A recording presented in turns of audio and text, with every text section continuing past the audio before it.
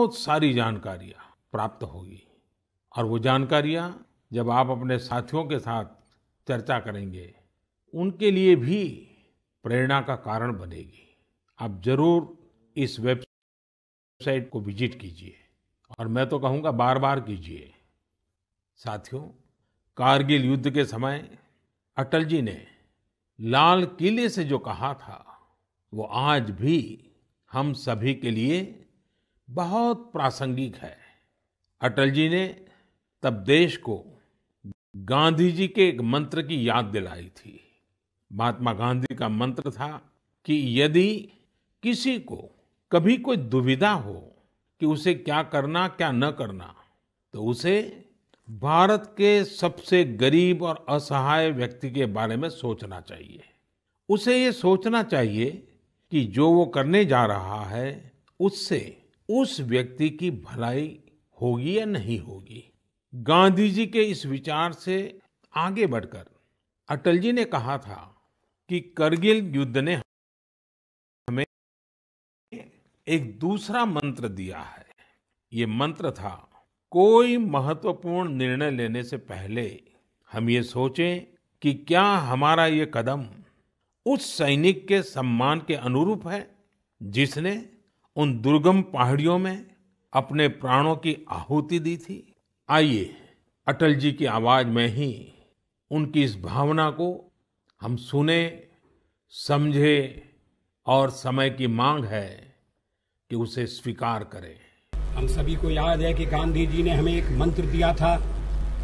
उन्होंने कहा था कि यदि कोई दुविधा हो कि तुम्हें क्या करना है, तो तुम भारत के उस सबसे असहाय व्यक्ति के बारे में सोचो और स्वयं से पूछो कि क्या तुम जो करने जा रहे हो उससे उस व्यक्ति की भलाई होगी।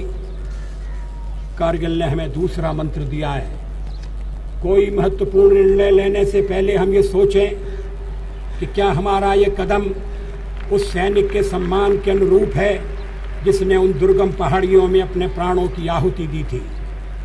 साथियों, युद्ध की परिस्थिति में हम जो बात कहते हैं, करते हैं, उसका सीमा पर डटे सैनिक के मनोबल पर, उसके परिवार के मनोबल पर बहुत गहरा असर पड़ता है।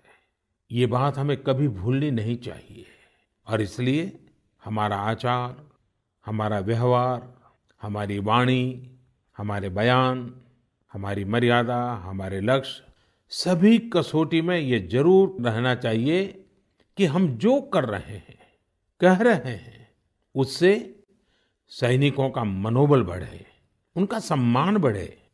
राष्ट्र सर्वोपरि का मंत्र लिए एकता के सूत्र में बंधे देशवासी हमारे सैनिकों की ताकत को कई हजार गुना बढ़ा देते हैं। हमारे यहाँ तो कहा गया है ना, संगे शक्ति कलौ युगे। कभी कभी हम इस बात को समझे बिना सोशल मीडिया पर ऐसी चीजों को बढ़ावा दे देते हैं जो हमारे देश का बहुत नुकसान करती है। कभी कभी जिज्ञासावत फॉरवर्ड करते रहते हैं, पता है गलत है लेकिन करते रहते हैं। आजकल युद्ध केवल सीमाओं पर ही नहीं लड़े जाते हैं, देश में भी कई मोर्चों पर एक साथ लड़ा जाता है और हर एक देशवासी को उसमें अपनी भूमिका तय करनी होती है। हमें भी अपनी भूमिका देश की सीमा पर दुर्गम परिस्थितियों में लड़ रहे सैनिकों को याद करते हुए तय करनी होगी। मेरे प्यारे देशवासियों, पिछले कुछ महीनों से पूरे देश ने एकजुट होकर जिस तरह कोरोना से मुकाबला किया है, उसने अनेक आशंकाओं को गलत साबित कर दिया है। आज हमारे देश में रिकवरी रेट अन्य देशों के मुकाबले बेहतर है। साथ ही हमारे देश में कोरोना से मृत्यु दर भी दुनिया के ज्यादातर देशों से काफी कम है। निश्चित रूप से एक भी व्यक्ति को खोना दुखद है, लेकिन भारत अपने लाखों देशवासियों का जीवन बचाने में सफल भी रहा है। लेकिन साथियों, कोरोना का खतरा टला नहीं है। कई स्थानों पर यह तेजी से फैल रहा है। हमें बहुत ही ज्यादा सतर्क रहने की जरूरत है। हमें ये ध्यान रखना है कि कोरोना अब भी उतना ही घातक है जितना शुरू में था। इसलिए हमें पूरी सावधानी बरतनी है। चेहरे पर मास्क लगाना या गमछे का उपयोग करना, 2 गज की दूरी, लगातार हाथ धोना, कहीं पर भी थूकना नहीं, साफ सफाई का पूरा ध्यान रखना, यही हमारे हथियार हैं जो हमें कोरोना से बचा सकते हैं। कभी-कभी हमें मास्क से तकलीफ होती है और मन करता है कि चेहरे पर से मास्क हटा दें। बातचीत करना शुरू करते हैं, जब मास्क की जरूरत होती है ज्यादा, उसी समय मास्क हटा देते हैं। ऐसे समय मैं आपसे आग्रह करूंगा, जब भी आपको मास्क के कारण परेशानी फील होती हो, मन करता हो उतार देना है, तो पल भर के लिए उन डॉक्टर्स का स्मरण कीजिए, उन नर्सों का स्मरण कीजिए, हमारे उन कोरोना वॉरियर्स का स्मरण कीजिए। आप देखिए, वो मास्क पहन करके घंटों तक लगातार हम सबके जीवन को बचाने के लिए जुटे रहते हैं।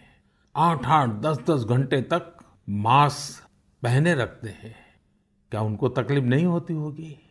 थोड़ा सा उनका स्मरण कीजिए, आपको भी लगेगा कि हमें एक नागरिक के नाते इसमें जरा भी कोताही न बरतनी है, न किसी को बरतने देनी है। एक तरफ हमें कोरोना के खिलाफ लड़ाई को पूरी सजगता और सतर्कता के साथ लड़ना है, तो दूसरी ओर कठोर मेहनत से व्यवसाय, नौकरी, पढ़ाई, जो भी कर्तव्य हम निभाते हैं उसमें गति लानी है, उसको भी नई ऊंचाई पर ले जाना है। साथियों, कोरोना काल में तो हमारे ग्रामीण क्षेत्रों ने पूरे देश को दिशा दिखाई है। गांवों से स्थानीय नागरिकों के, ग्राम पंचायतों के अनेक अच्छे प्रयास लगातार सामने आ रहे हैं। जम्मू में एक गांव त्रेवा ग्राम पंचायत है। वहां की सरपंच हैं बलबीर कौर जी। मुझे बताया गया कि बलबीर कौर जी ने अपनी पंचायत में 30 बेड का एक क्वारंटाइन सेंटर बनवाया। पंचायत आने वाले रास्तों पर पानी की व्यवस्था की, लोगों को हाथ धोने में कोई दिक्कत ना हो इसका इंतजाम करवाया। इतना ही नहीं, ये बलबीर कौर जी खुद अपने कंधे पर स्प्रे पंप टांग कर वॉलंटियर्स के साथ मिलकर पूरी पंचायत में, आसपास के क्षेत्र में सैनिटाइजेशन का काम भी करती हैं। ऐसी ही एक और कश्मीरी महिला सरपंच है गांदरबल के चौंटलीवार की जैतूना बेगम। जैतूना बेगम जी ने तय किया कि उनकी पंचायत कोरोना के खिलाफ जंग लड़ेगी और कमाई के लिए अवसर भी पैदा करेगी। उन्होंने पूरे इलाके में फ्री मास्क बांटे, फ्री राशन बांटा। साथ ही उन्होंने लोगों को फसलों के बीज और सेब के पौधे भी दिए ताकि लोगों को खेती में, बागवानी में दिक्कत ना आए। साथियों, कश्मीर से एक और प्रेरक घटना है। यहाँ अनंतनाग में म्युनिसिपल प्रेसिडेंट है श्रीमान मोहम्मद इकबाल। उन्हें अपने इलाके में सैनिटाइजेशन के लिए स्प्रेयर की जरूरत थी। उन्होंने जानकारी जुटाई तो पता चला कि मशीन दूसरे शहर से लानी पड़ेगी और कीमत भी होगी 6 लाख रुपए। तो श्रीमान इकबाल जी ने खुद ही प्रयास करके अपने आप स्प्रेयर मशीन बना ली, और वो भी केवल 50,000 रुपये में। ऐसे कितने ही और उदाहरण हैं। पूरे देश में कोने कोने में ऐसी कई प्रेरक घटनाएं रोज सामने आती हैं। ये सभी अभिनंदन के अधिकारी हैं। चुनौती आई, लेकिन लोगों ने उतनी ही ताकत से उसका सामना भी किया। मेरे प्यारे देशवासियों, सही अप्रोच से, सकारात्मक अप्रोच से हमेशा आपदा को अवसर में, विपत्ति को विकास में बदलने में बहुत मदद मिलती है। अभी हम कोरोना के समय भी देख रहे हैं कि कैसे हमारे देश के युवाओं, महिलाओं ने अपने टैलेंट और स्किल के दम पर कुछ नए प्रयोग शुरू किए हैं। बिहार में कई वुमेन सेल्फ हेल्प ग्रुप्स ने मधुबनी पेंटिंग वाले मास्क बनाना शुरू किया है और देखते ही देखते ये खूब पॉपुलर हो गए। ये मधुबनी मास्क एक तरह से अपनी परंपरा का प्रचार तो करते ही हैं, लोगों को स्वास्थ्य के साथ रोजगारी भी दे रहे हैं। आप जानते ही हैं, नॉर्थ ईस्ट में बैम्बू यानी बांस कितनी बड़ी मात्रा में होता है। अब इसी बांस से त्रिपुरा, मणिपुर, असम के कारीगरों ने हाई क्वालिटी की पानी की बोतल और टिफिन बॉक्स बनाना शुरू किया है बाम्बू से। आप अगर इनकी क्वालिटी देखेंगे तो भरोसा नहीं होगा कि बांस की बोतलें भी इतनी शानदार हो सकती हैं और फिर ये बोतलें इको फ्रेंडली भी हैं। इन्हें जब बनाते हैं तो बांस को पहले नीम और दूसरे औषधीय पौधों के साथ उबाला जाता है। इससे इनमें औषधीय गुण भी आते हैं। छोटे छोटे स्थानीय प्रोडक्ट से कैसे बड़ी सफलता मिलती है, इसका एक उदाहरण झारखंड से भी मिलता है। झारखंड के बिशुनपुर में इन दिनों 30 से ज्यादा समूह मिलकर के लेमन ग्रास की खेती कर रहे हैं। लेमन ग्रास 4 महीनों में तैयार हो जाती है और उसका तेल बाजार में अच्छे दामों में बिकता है। इसकी आजकल काफी मांग भी है। मैं देश के 2 इलाकों के बारे में भी बात करना चाहता हूं। दोनों ही एक दूसरे से सैकड़ों किलोमीटर दूर है और अपने अपने तरीके से भारत को आत्मनिर्भर बनाने के लिए कुछ हटकर के काम कर रहे हैं। एक है लद्दाख और दूसरा है कच्छ। लेह और लद्दाख का नाम सामने आते ही खूबसूरत वादियां और ऊंचे ऊंचे पहाड़ों के दृश्य हमारे सामने आ जाते हैं। ताजी हवा के झोंके महसूस होने लगते हैं। वहीं कच्छ का जिक्र होते ही रेगिस्तान, दूर दूर तक रेगिस्तान, कहीं पेड़ पौधा भी नजर ना आए, ये सब हमारे सामने आ जाता है। लद्दाख में एक विशिष्ट फल होता है जिसका नाम चूली या एप्रिकॉट यानी खुबानी है। ये फसल इस क्षेत्र की इकोनॉमी को बदलने की क्षमता रखती है। परंतु अफसोस की बात यह है कि सप्लाई चेन, मौसम की मार जैसी अनेक चुनौतियों से ये जूझता रहता है। इसकी कम से कम बर्बादी हो, इसके लिए आजकल एक नए इनोवेशन का इस्तेमाल शुरू हुआ है। एक ड्यूअल सिस्टम है जिसका नाम है solar apricot dryer and space heater. ये खुबानी और दूसरे अन्य फलों एवं सब्जियों को जरूरत के अनुसार सुखा सकता है और वो भी हाइजीनिक तरीके से। पहले जब खुबानी को खेतों के पास सुखाते थे तो इससे बर्बादी तो होती ही थी, साथ ही धूल और बारिश के पानी की वजह से फलों की क्वालिटी भी प्रभावित होती थी।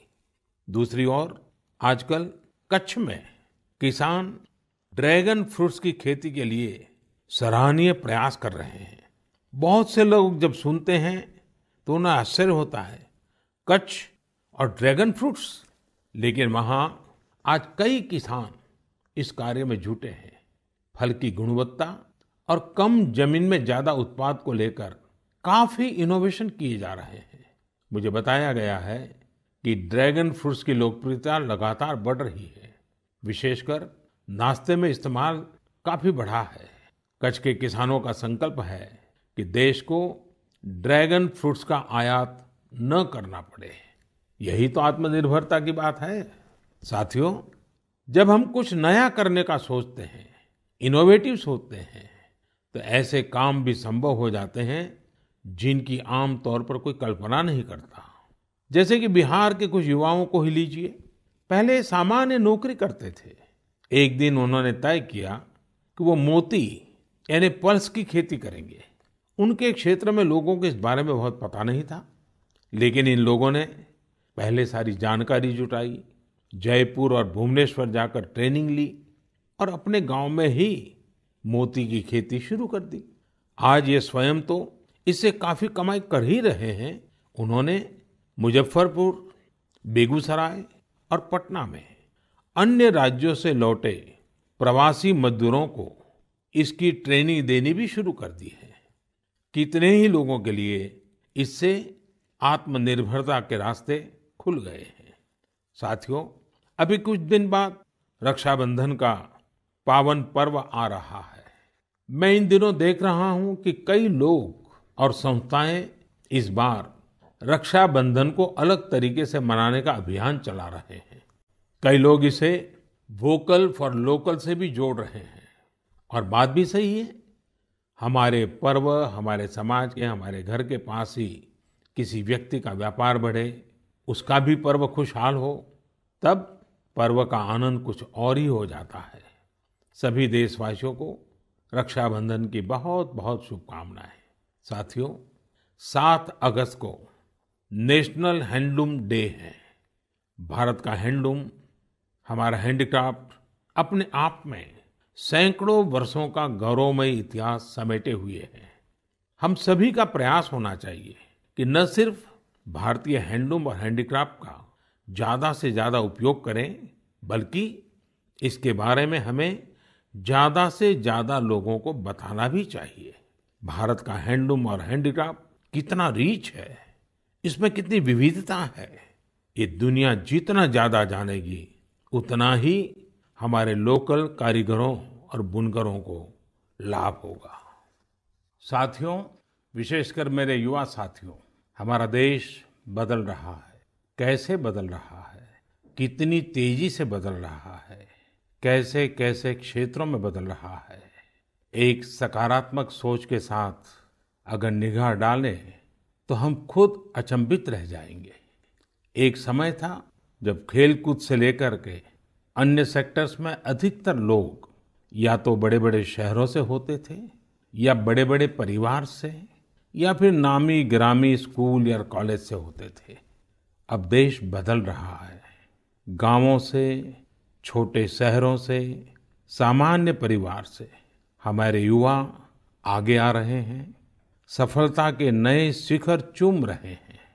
ये लोग संकटों के बीच भी नए नए सपने संजोते हुए आगे बढ़ रहे हैं। कुछ ऐसा ही हमें अभी हाल ही में जो बोर्ड एग्जाम्स के रिजल्ट आए उसमें भी दिखता है। आज मन की बात में हम कुछ ऐसे ही प्रतिभाशाली बेटे बेटियों से बात करते हैं। ऐसी ही एक प्रतिभाशाली बेटी है कृतिका नांदल। कृतिका जी हरियाणा में पानीपत से हैं। हेलो कृतिका जी, नमस्ते। नमस्ते सर। इतने अच्छे परिणाम के लिए आपको बहुत बहुत बधाई। धन्यवाद सर। और आपको तो इन दिनों टेलीफोन लेते लेते भी आप थक गई होगी, इतने सारे लोगों के फोन आते होंगे। जी सर। और जो लोग बधाई देते हैं वो भी गर्व महसूस करते होंगे कि वो आपको जानते हैं। आपको कैसा लग रहा है? सर बहुत अच्छा लग रहा है। पेरेंट्स को प्राउड फील करा के खुद को भी इतना प्राउड फील हो रहा है। अच्छा, ये बताइए कि आपकी सबसे बड़ी प्रेरणा कौन है? सर मेरी मम्मी है सबसे बड़ी प्रेरणा तो मेरी। वाह। अच्छा, आप मम्मी से क्या सीख रही है? सर उन्होंने अपनी जिंदगी में इतनी मुश्किलें देखी, फिर भी वो इतनी बोल्ड और इतनी स्ट्रोंग है। सर उन्हें देख देख के इतनी प्रेरणा मिलती है कि मैं भी उन्हीं की तरह बनूं। माँ कितनी पढ़ी लिखी हैं? सर बीए की है उन्होंने। बीए किया हुआ है? जी सर। अच्छा, तो माँ आपको सिखाती भी होगी? जी सर, सिखाती हैं, दुनियादारी के बारे में हर बात बताती है। वह डांटती भी होगी? जी सर, डांटती भी है। अच्छा बेटा, आप आगे क्या करना चाहती हैं?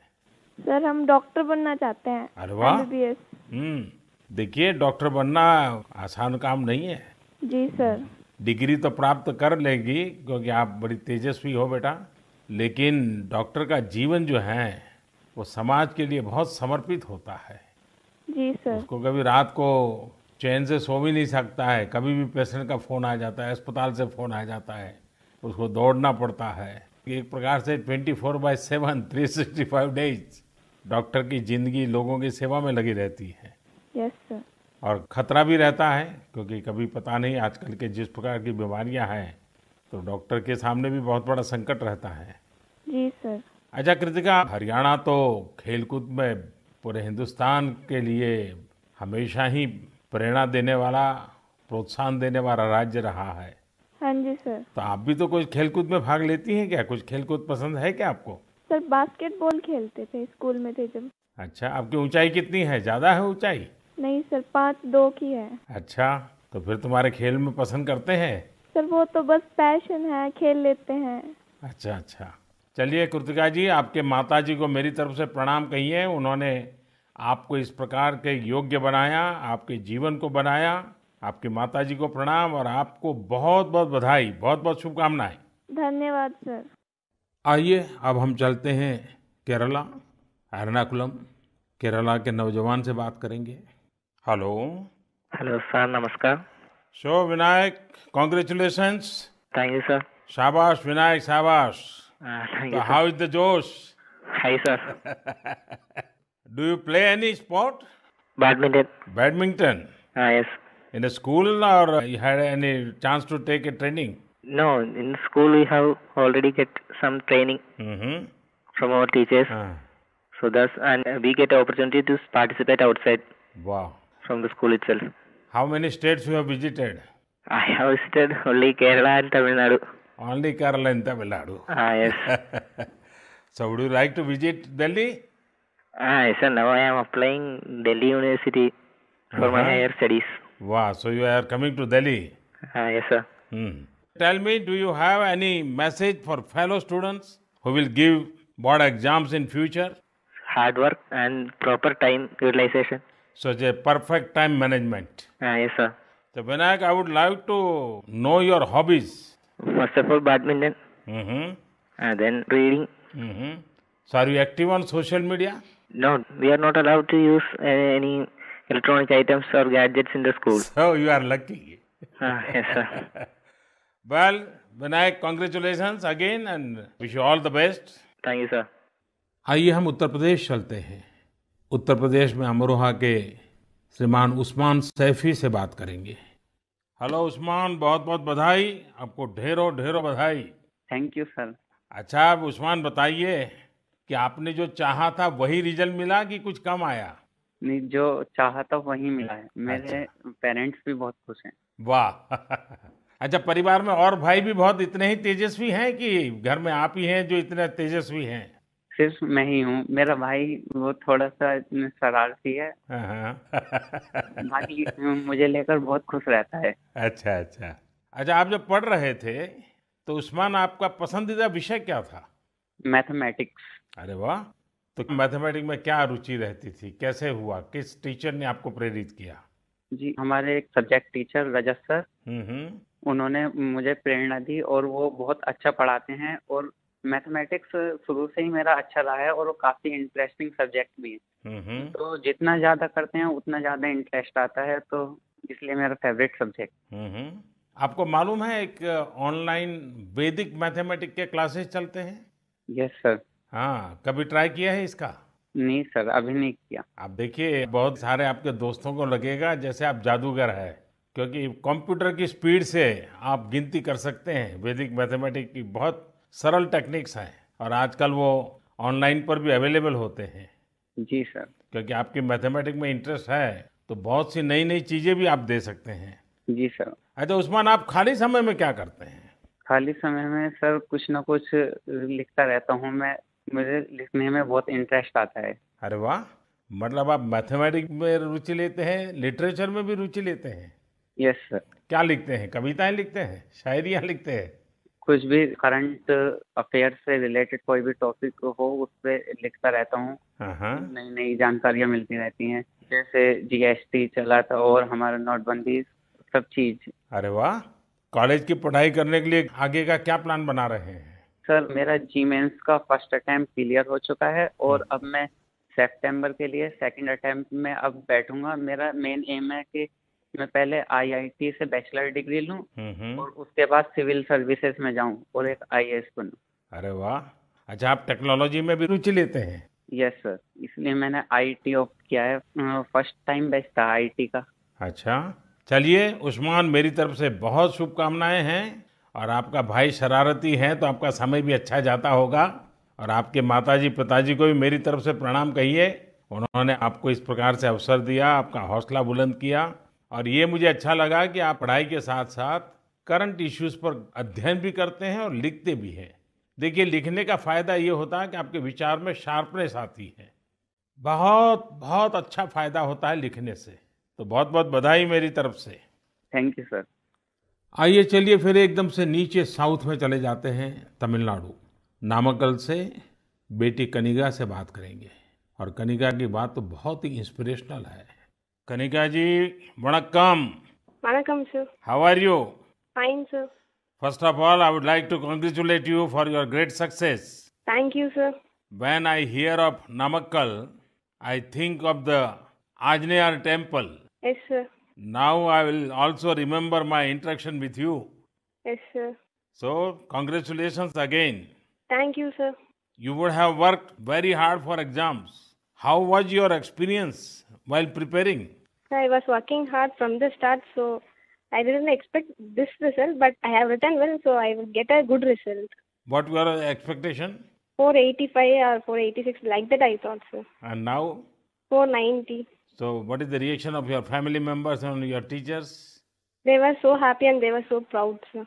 Which was your favorite subject? Mathematics. Oh, and what are your future plans? I am going to become a doctor, if possible, in AFMC, sir. Mm-hmm. And your family members are also in a medical profession or somewhere else? Oh, sir, my father is a driver, but my sister is studying MBBS, sir. Arre wah. So first of all, I will do the pranam to your father, who is taking lot of care of your sister and yourself. It's a great service he is doing.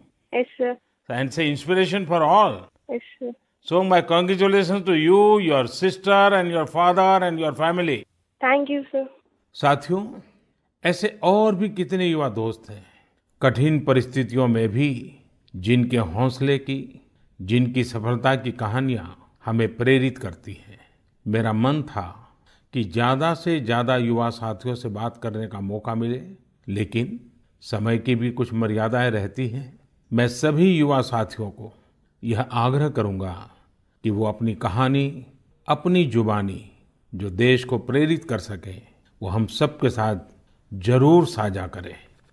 मेरे प्यारे देशवासियों, 7 समंदर पार, भारत से हजारों मील दूर एक छोटा सा देश है जिसका नाम है सूरीनाम। भारत के सूरीनाम के साथ बहुत ही करीबी संबंध है। 100 साल से भी ज्यादा समय पहले भारत से लोग वहां गए और उसे ही अपना घर बना लिया। आज चौथी, 5वीं पीढ़ी वहां पर है। आज सूरीनाम में 1/4 से अधिक लोग भारतीय मूल के हैं। क्या आप जानते हैं, वहां की आम भाषाओं में से एक सरनामी भी भोजपुरी की ही एक बोली है। इन सांस्कृतिक संबंधों को लेकर हम भारतीय काफी गर्व महसूस करते हैं। हाल ही में श्री चंद्रिका प्रसाद संतोखी सूरीनाम के नए राष्ट्रपति बने हैं। वे भारत के मित्र हैं और उन्होंने साल 2018 में आयोजित person of Indian origin PIO parliamentary conference में भी हिस्सा लिया था। श्री चंद्रिका प्रसाद संतोखी जी ने शपथ की शुरुआत वेद मंत्रों के साथ की। वे संस्कृत में बोले, उन्होंने वेदों का उल्लेख किया और ओम शांति शांति शांति के साथ अपनी शपथ पूर्ण करी। अपने हाथ में वेद लेकर वे बोले, मैं चंद्रिका प्रसाद संतोखी। और आगे उन्होंने शपथ में क्या कहा, उन्होंने वेद का ही एक मंत्र का उच्चारण किया।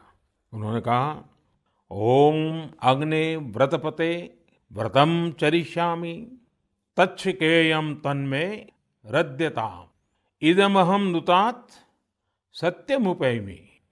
यानी, हे अग्नि, संकल्प के देवता, मैं एक प्रतिज्ञा कर रहा हूं, मुझे इसके लिए शक्ति और सामर्थ्य प्रदान करें। मुझे असत्य से दूर रहने और सत्य की ओर जाने का आशीर्वाद प्रदान करें। सच में यह हम सभी के लिए गौरवान्वित होने वाली बात है। मैं श्री चंद्रिका प्रसाद संतोखी को बधाई देता हूं और अपने राष्ट्र की सेवा करने के लिए 130 करोड़ भारतीयों की ओर से उन्हें शुभकामनाएं देता हूं। मेरे प्यारे देशवासियों, इस समय बारिश का मौसम भी है। पिछली बार भी मैंने आपसे कहा था कि बरसात में गंदगी और उनसे होने वाली बीमारियों का खतरा बढ़ जाता है, अस्पतालों में भीड़ भी बढ़ जाती है। इसलिए आप साफ सफाई पर बहुत ज्यादा ध्यान दें। इम्यूनिटी बढ़ाने वाली चीजें, आयुर्वेदिक काढ़ा वगैरह लेते रहें। कोरोना संक्रमण के समय में हम अन्य बीमारियों से दूर रहें, हमें अस्पताल के चक्कर न लगाने पड़े, इसका पूरा ख्याल रखना होगा। साथियों, बारिश के मौसम में देश का एक बड़ा हिस्सा बाढ़ से भी जूझ रहा है। बिहार, असम जैसे राज्यों के कई क्षेत्रों में तो बाढ़ ने काफी मुश्किलें पैदा की हुई है। यानी एक तरफ कोरोना है तो दूसरी तरफ ये एक और चुनौती है। ऐसे में सभी सरकारें, एनडीआरएफ की टीमें, राज्य की आपदा नियंत्रण टीमें, स्वयंसेवी संस्थाएं सब एक साथ मिलकर जुटे हुए हैं, हर तरह से राहत और बचाव के काम कर रहे हैं। इस आपदा से प्रभावित सभी लोगों के साथ पूरा देश खड़ा है। साथियों, अगली बार जब हम मन की बात में मिलेंगे उसके पहले ही 15 अगस्त भी आने वाला है। इस बार 15 अगस्त भी अलग परिस्थितियों में होगा, कोरोना महामारी की इस आपदा के बीच होगा।